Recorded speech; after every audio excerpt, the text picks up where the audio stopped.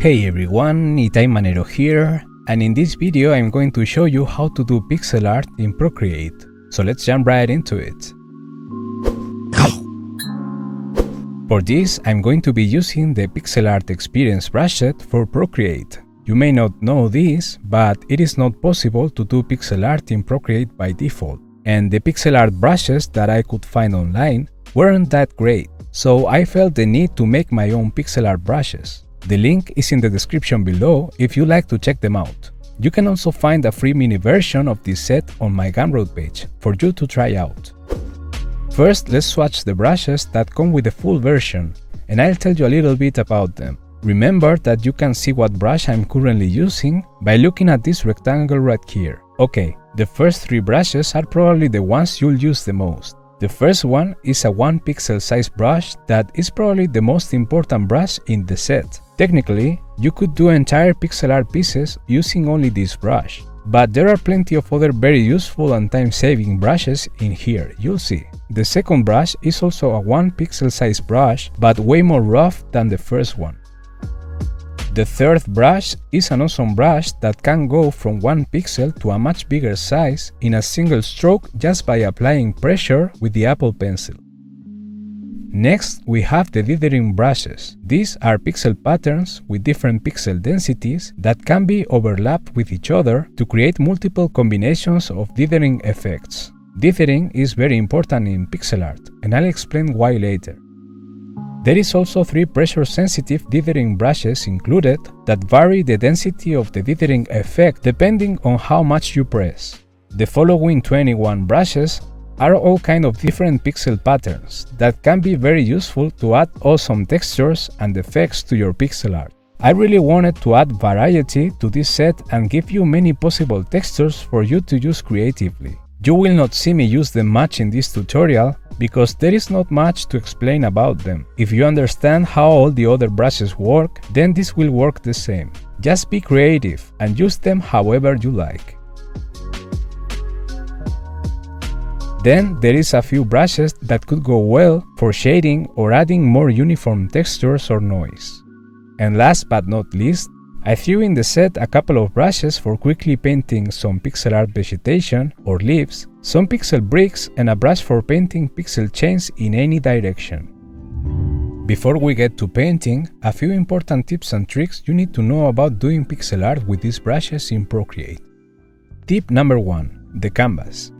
When doing pixel art, you need to work on small canvases. For example, a good canvas size for pixel art could be 150 by 200 pixels, or 200 by 200, 200 by 175. It really depends on the aspect ratio you want your illustration to have. You can work on bigger canvases too, let's say for example 300 by 250 pixels. Just have in mind that the bigger your canvas is, the smaller your pixels will appear. And the opposite is also true. The smaller your canvas is, the bigger your pixels will be. I find that something in the middle, between 150 and 200 pixels per side, is the sweet spot for me for a nice pixel illustration. Tip number 2. Using the grid. Activating the grid and setting it up to be 1 pixel size can be very helpful when doing pixel art. It will allow you to see where the pixels are going to be before you paint them in the canvas. You can also change the opacity and thickness of the grid lines to your liking so that they don't bother you while you paint, and show it or hide it anytime you want. Tip number 3. Working with silhouettes. I find that the best way to paint an object or a character into my scenes is by painting the big shape or silhouette first, then locking the alpha in the layer so that I can paint the details inside the shape without worrying about painting outside. It really saves a lot of time. Tip number 4. Using dithering. In pixel art, the proper way to paint transitions between colors is by introducing dithering. Basically, you paint the flat colors first, and then with the dithering brushes included in this set, you can add the different pixel densities so that one color blends into the other color next to it to make it look like a gradient between the two different colors. It's a very interesting visual effect that has been used in pixel art for decades, and I really recommend you to try it out. Tip number 5. Use the right interpolation. When doing pixel art, using the right interpolation method when using the transform tool is very important. The only one useful for this is nearest neighbor, since it will maintain your pixels crisp when you move the contents of your layers around. Have in mind that rotating or resizing will affect the way your pixels look, because the program will try to recalculate the position of those pixels. This is totally normal and it will happen in any pixel art program, so try to avoid it. The only transformation that will not affect the way your pixels look is rotating by 90 degrees. Tip number 6. Moving by 1 pixel.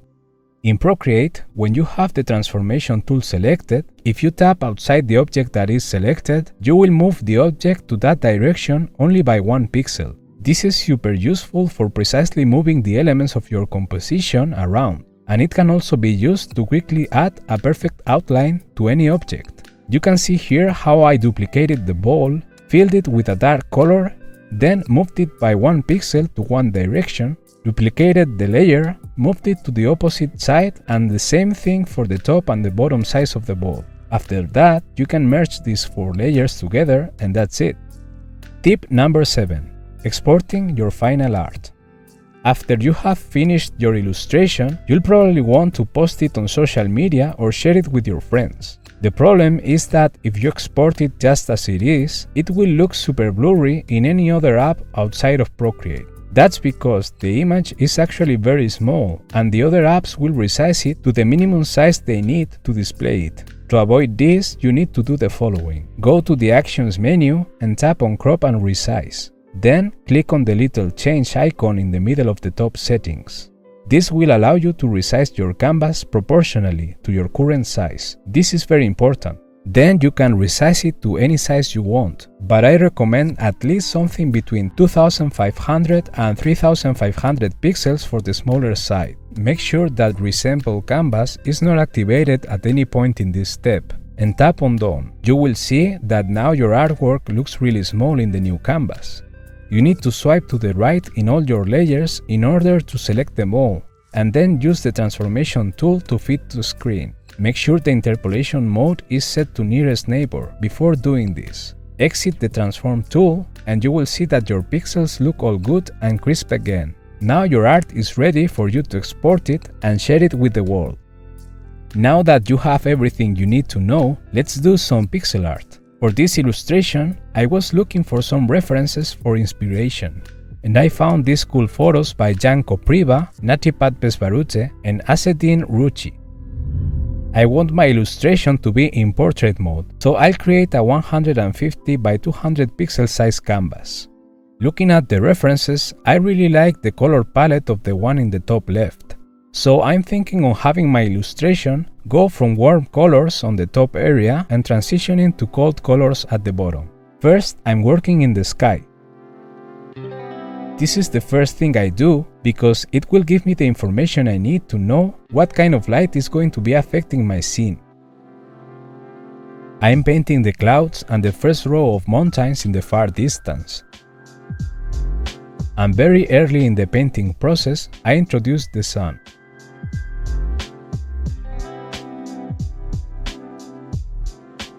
Once I have the flat colors in the sky, I can use the automatic selection tool to painting some dithering in the sky and around the sun without risking going out of the desired area.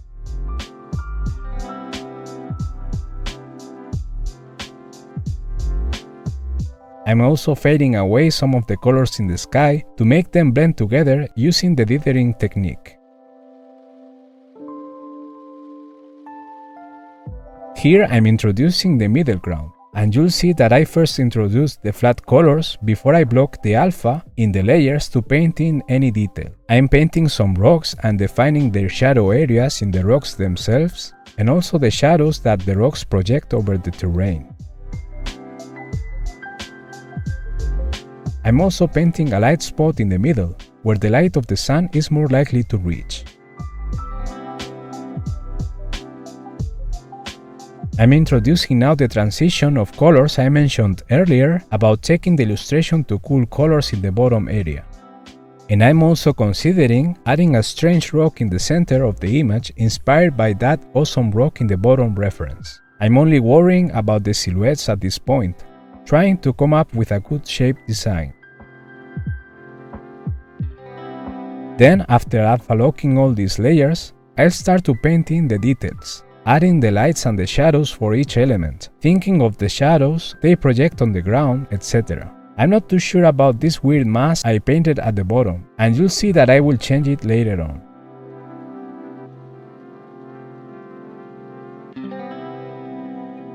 Sometimes I like to play a little with the gradient map tool to help me come up with a cool combination of colors in some elements, like you can see me do here.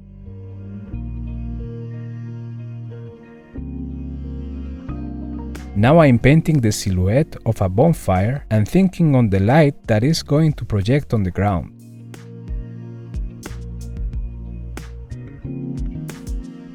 Then I paint the fire itself. This is going to be a second light source that is going to be affecting any elements surrounding it. So here you can see how I paint the light from the bonfire affecting the big rocky shape, hitting it from the bottom.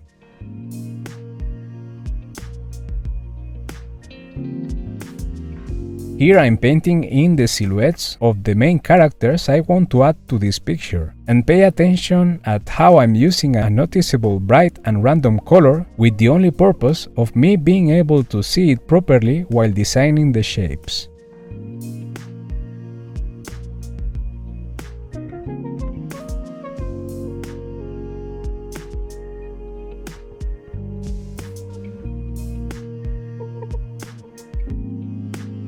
Then I alpha lock these layers too and start to work in the details of the horse, the tent and the mysterious character sitting by the bonfire. I'm using mid-tones and dark tones at first because I want to make sure that the bright color of the light from the fire hitting the characters really stands out.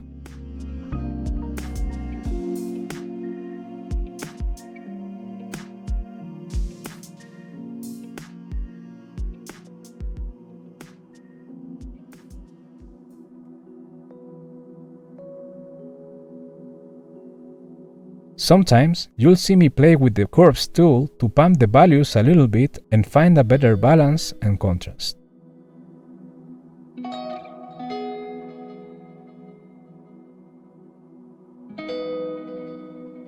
Here you'll see me change those ugly shapes at the bottom of the illustration to paint proper bushes using one of the Pixel Lips brushes, and I think it looks much better.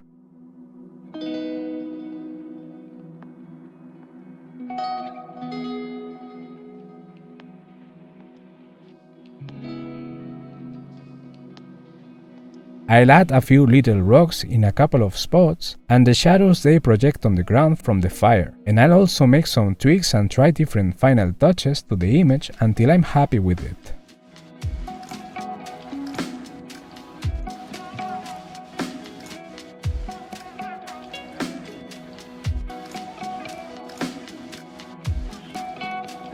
And here it is, our finished pixel art entirely done in Procreate.